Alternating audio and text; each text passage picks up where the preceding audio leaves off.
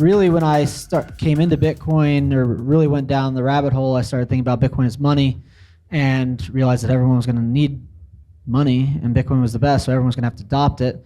And I thought that the mining side of it was kind of like this has already been figured out. That's one of the least interesting things. And then through my time in Houston and thinking really less about mining, but more about energy, and getting a chance to meet folks like Griffin, Haby, who landman, oil man, Bitcoin miner, I started to see an entirely different picture and started to realize that Bitcoin is not only going to transform money, but probably the closest derivative is energy.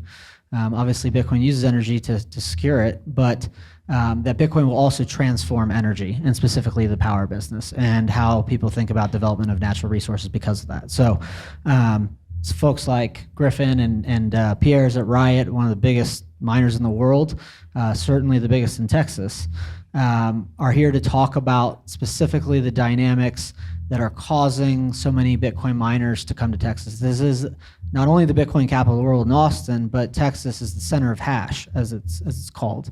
And there's reasons for that. And these guys will talk a little bit about the broad dynamics of what miners particularly look at and how they evaluate sites and what their incentives are, but also talk specifically to what's happening here in the state of Texas, and why so many miners and why so much power is coming online here in the great state of Texas to secure the Bitcoin network. So with that, I will welcome Pierre Rochard from RIOT and Griffin Haby from Mountain Line Mining and Mountain Line Oil, both. And then Will Cole will lead this discussion.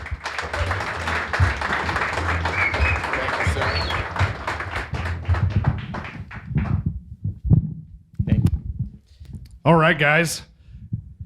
You know, this is a very important day, March 17th. On this day in 1836, the Convention of 1836 was hastily unconvened because the Mexican army was coming down upon them, but they left with two documents. It was the Texas Declaration of Independence and the Constitution of the Republic of Texas. And y'all know what happened next. We beat the Mexicans, and now, on March 17th, we beat the Chinese. Texas just keeps on winning. Why are we winning so much? Do you want me to take this? I would start out with private property rights, but I think the real story is natural gas. If you look at kind of a quick history of supply and demand, when Katrina happened in 2005, at that time, 25% of the U.S. domestic natural gas supply was in the Gulf of Mexico. Wipes out so much of that gas skyrockets to $15. So what do Texans do? They start exploring for more. They figure out new technology called fracking. They're drilling horizontally, and all of a sudden you have the shale boom. And next thing you know, we have so much gas coming out of our ears in this country that it goes down to $1, $2. And so what does cheap natural gas mean? Is cheap electricity, cheap energy. Cheap energy is, human flourishing. So as long as it was low, people stopped really drilling for it, but more use cases. You saw all these coal plants, start to become natural gas-fired plants. It wasn't anything to do with the ESG green scam. It was 100% economics. And all of a sudden, we hit $9 gas again. And so everybody came to Texas for the last, real Bitcoin mining boom rush, because we had 2 cent, 3 cent power, which RIOT took fantastic advantage of. And, you didn't really explore for it. Then you get kind of a hot war and pipeline explosions in Europe. And next thing you know, we have export markets, when it's always been a regional market. What is natural gas worth? It's where you are. It's by location. So all of a sudden, oil is the global commodity. It's going on ships to any country that wants to buy or sell. For the first time ever, we're now exporting gas because we figured out this new technological change that we could freeze it, condense it, into a liquid, and find foreign markets. Well, then, hello Asia, hello Europe. They've created this great arbitrage, so we're happily selling it for them when it's cheap. Then all of a sudden it gets to $9, right? So what do Texans do? They go out and drill more wells. You got Jerry Jones drilling $20 million wells that are paying out in 6 months, which you would never do that kind of exploration at $3, but it makes all the economic sense in the world at $9. So now all of a sudden everyone comes to Texas, you got the cheap power prices, then gas became so expensive that you couldn't get cheap electricity here.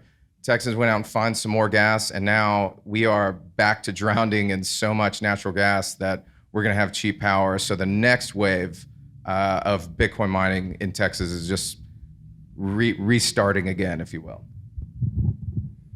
Yeah, I agree with that on the energy side. On the China side of why did they essentially self-destruct or destroy their own domestic Bitcoin mining industry.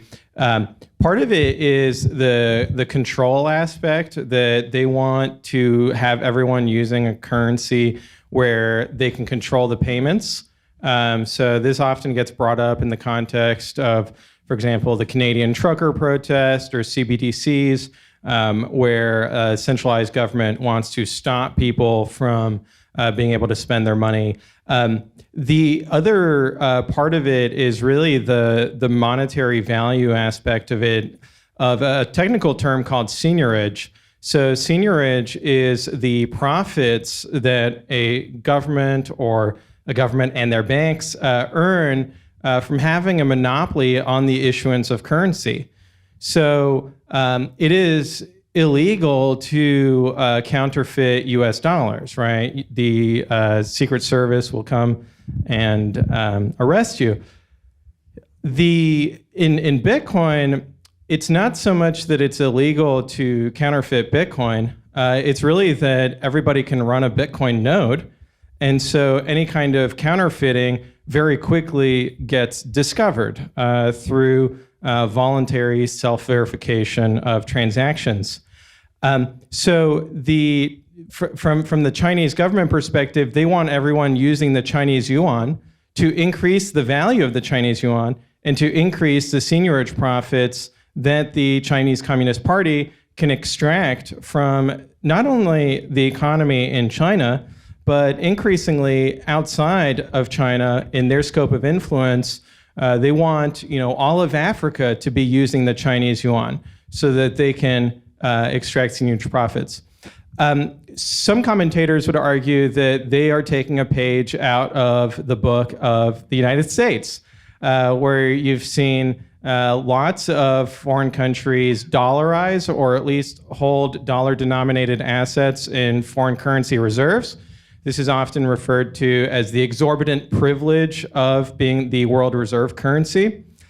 Now, as for what's going on here in Texas, I think the key difference between China and the United States is the degree to which there is federalism. So in the United States, despite all of its limitations and many criticisms, the U.S. Constitution does delegate significant power to states and reserves powers to states that are not explicitly given to the federal government, to Washington, D.C. in the centralized fashion. That's not the case in China. And so when the federal government does not like Bitcoin mining because of whoever got elected 2 years ago, that doesn't mean that they can just go in and crush it like happened in China. So I think that's kind of from a geopolitical perspective, even though the United States does want to increase its seigniorage profits, and really by United States, I mean the elites that are the ones most benefiting from those seigniorage profits. Everyone else inside the United States and outside is on the receiving end of the cost, which is called inflation, right? And so these elites try to pretend that the inflation is being caused by supply chain problems or, other scapegoats, greed. The reality is that it's caused by them profiting off of printing currency, both digitally and physically. So the Texas state government does not profit from seigniorage, right? They just use the dollar in much the same way that El Salvador uses the dollar, right? It's a foreign currency issued by Washington, D.C. and New York.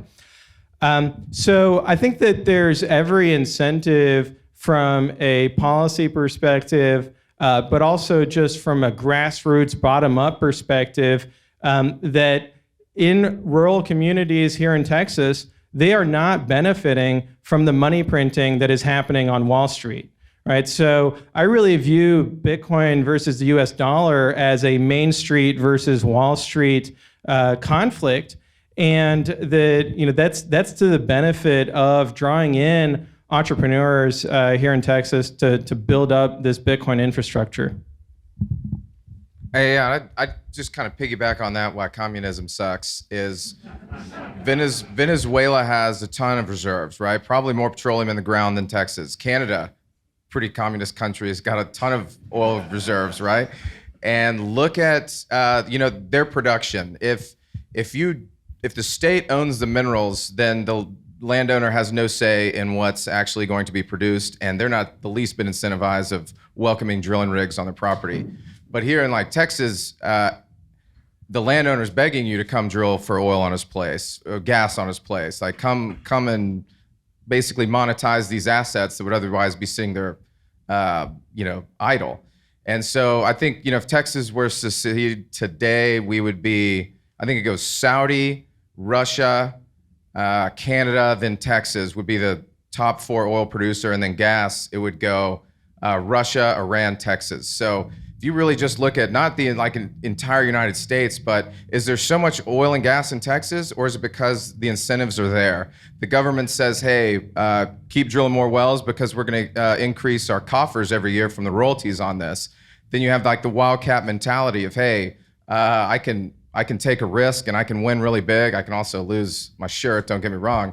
But the incentives are aligned here that says, the landowner's wanting you to drill. The government is like, hey, go out there, write off your dry holes if you do strike out, but keep drilling, keep providing as much energy as we can. And when you look at the future of money and whatever happens to the dollar, the other day I looked at my business partner and we were like, what happens if the banks do fail? And he was like, we don't have any money. We put it all into the ground anyway. And I was like, yeah, screw them. And so we basically have that mentality here that I think is different than other geographies and governments and locales of the world. But as long as the incentives are kind of aligned, the cheaper the power is, that's where business is going to come. That's where manufacturing is going to come. It doesn't matter how great you are at a product. Every widget needs cheap energy, and the cheaper the energy, the more human flourishing. We can get me on a rabbit hole on that, but I think really, when kind of the dollar goes, the energy guys are going to be very well positioned for the next, call it 3 to 5 years before anybody else can find more global supply, and all roads lead to Texas. Nice, I like to hear that. Well, speaking of Texas, Pierre's family would know this. They looked at the map and they saw that Texas was bigger than France, and they got right over here, right? But it's not just the geography, right? It's also, there's other benefits that Texas has over these other jurisdictions, these communist countries that were, leading the hash wars, at the beginning of time. Like, what are some of those other benefits? Yeah, absolutely. So, my family did immigrate from France. I'm a first generation immigrant here. I was born a French citizen and then eventually was naturalized as a U.S. citizen. And I don't foresee leaving Texas in the foreseeable future. I subscribe to the view of we've got nowhere else to go. So we've got to, this is the Alamo. We've got to make our last stand here in Texas. Although maybe El Salvador now, but I think that when we compare different jurisdictions, often we kind of just zoom in and focus on the government, on the tax rate. Are taxes too high? Are they too low? Where is this country on the freedom index? And what are regulations for starting a business and things like that? And all those are really important. they are downstream from the culture. They are downstream from the voters, right? And if you talk with your median French person off the street, their mentality is warped such that they will vote for a Marxist, right? They do think that it's a good idea to have exorbitant taxes on people who are taking big risks to create value. And so I think that and we can go into French history and the French Revolution and all of that. It's, 5-hour lecture I could give up here. But when I look at the difference in mentality between your average Texan and your average French person, it is astonishingly different. And that means that when you're trying to build a business and you want to find business partners, you want to find people to join you on this adventure, it's a lot easier here in Texas to find those folks and to build something. And the other part about building is that in many parts of the West at this point, it's illegal to build anything, right? You have to go through a 5-year environmental study to make sure that, Bermuda grass is not going extinct or something. So, here in Texas, it's a lot more practically minded, and it is actually possible to build infrastructure at scale. And I think you totally nailed it with culture. I think the culture really stems back to, the Spaniards getting huge land grants, and this was a cowboy, independent way of life. Nobody was going to come and save you. There were Indians out there, the badass Comanches, and they would take your scalp if you didn't know how to defend yourself. And so we kind of stem from that nobody's going to come and save us mentality. I'm not going to rely on the government for my protection. I have this thing called a gun. It's a great tool to fight tyranny, by the way. And I think just there's too many of me's out there that are not leaving, right? My kids are 8th-generation Texans, and no matter how rough it gets or how scary we think the government is, we're not fucking leaving, right? So the fact that I remember seeing like a Twitter poll of like, do you think the U.S. would send troops down here or whatever? And it's like, in my head, you either haven't read a history book if you think that they won't, or B, you've got enough firepower with you and the homies that they are not shooting at you first, that's for sure. And so I think kind of Texans really have dug in centuries ago, and the last time some foreign dictator tried to march up here and take our cannons, we know how that ended. So we will always stick to our guns here, and nobody like internationally wants a piece of that, so let alone domestically. Let me reassure everyone that if they do send troops to Texas, those troops are quickly going to join our side, and they holler at your boy. Yes. Okay, so I'm searching for whys here, right? So we are winning in Texas. We know about the center of hash moving from China to Texas. We've talked about the geography, the plentiful natural gas. I don't think that's the only reason, though. We've talked about before, the people that live here. We've talked a little bit about the character here, but we're also, we have schools teaching this stuff now. We have, No, so that's 100% correct. And in fact, today we've got Professor Kuroke Ray from Texas A&M University, and he is the tip of the spear. He is leading higher education with a new course on the Bitcoin protocol at one of the major research universities, not just in Texas but nationally and internationally. So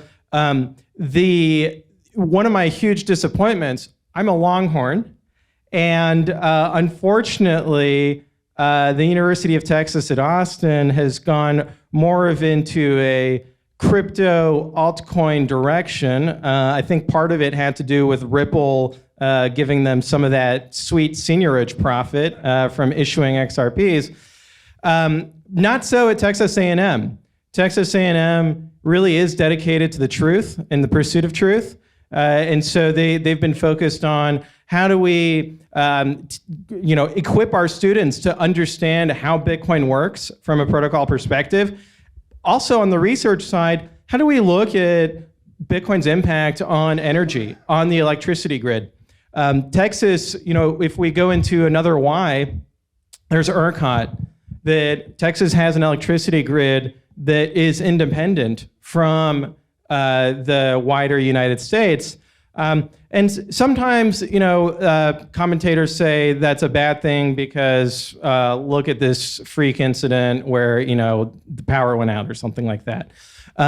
But I actually think that it is a tremendous strength because it allows Texas to have a somewhat very Texan approach to electricity, which is let's create a market and let's let the market decide how to best produce electricity and how to best consume electricity using the price signal. And I think that has been a tremendous driver of Texas's leadership in terms of attracting Bitcoin miners. So there's the deregulated electricity market, or I would call it the well-regulated electricity market. And on top of that, there's the depth of that market, right? So I think typically we're the electricity market's about 50 gigawatts.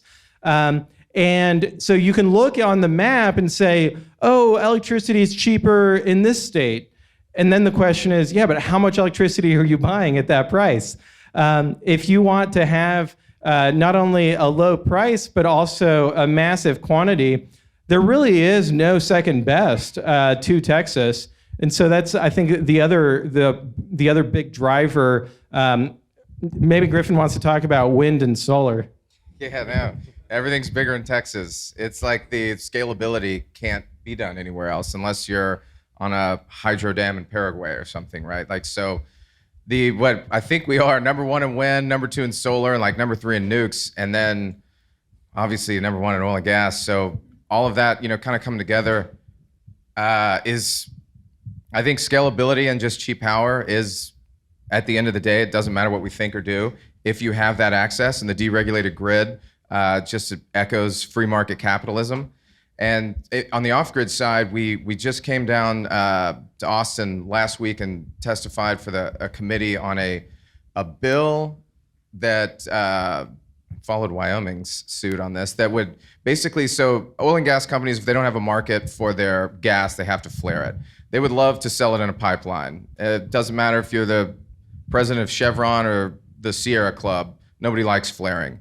So everybody's really been wondering, like, how do I report this? What do I do? Do I pay severance taxes on something I'm burning into the ground? We're gonna have to tell our grandkids in 50 years that this beautiful, beautiful, precious molecule we were just lighting on fire because it was kind of in the way of us trying to sell the oil. And so the real signal I think we're sending is taking away, if you, in Texas now, if it got through committee, it's gonna be on the House floor during this session, is that if you take that flared gas, which is otherwise wasted and absolutely worth zero, and you run it through a generator and you mine Bitcoin, the state will not have the operator pay any severance taxes, which is really not moving the needle for the state's coffers. It's really not moving the needle on the economics of a new Bitcoin mining off-grid venture, but it really does send the signal to the world that, hey, all you other states that are out there regulating your flaring and you just love to bring down big government and just regulate the citizens and private companies, we're actually saying, hey, there's this new technology that man has never had in his tool belt in the history of oil and gas, that we can now apply that and basically come up with solve our own problems without the government coming in to regulate. And I think it still just goes back to that free, independent cowboy, I can get it done type mentality. Yeah, I think the flaring use case for mining is important. The other use case that RIOT is engaged in quite often, especially this past summer, is demand response. So there is, with the building of lots of renewable energy here in Texas, that's great headlines. The problem with renewables is that they are unreliable. So when you've got lots of wind and it's noon on a bright sunny day, you're producing lots of electricity with wind and solar. In fact, it's more than 50% of all the electricity on the grid is coming from wind and solar at the right time. At the wrong time, it's 0% because there's no wind and no sun. There is still some zero carbon, which is nuclear. 10% of the Texas grid generally is nuclear, thanks to Comanche Plant. And I'd love it if there was more growth of nuclear. So that's something to think about. But in the meantime, in terms of fixing this problem caused by unreliable renewables, there has to be one of two things happen.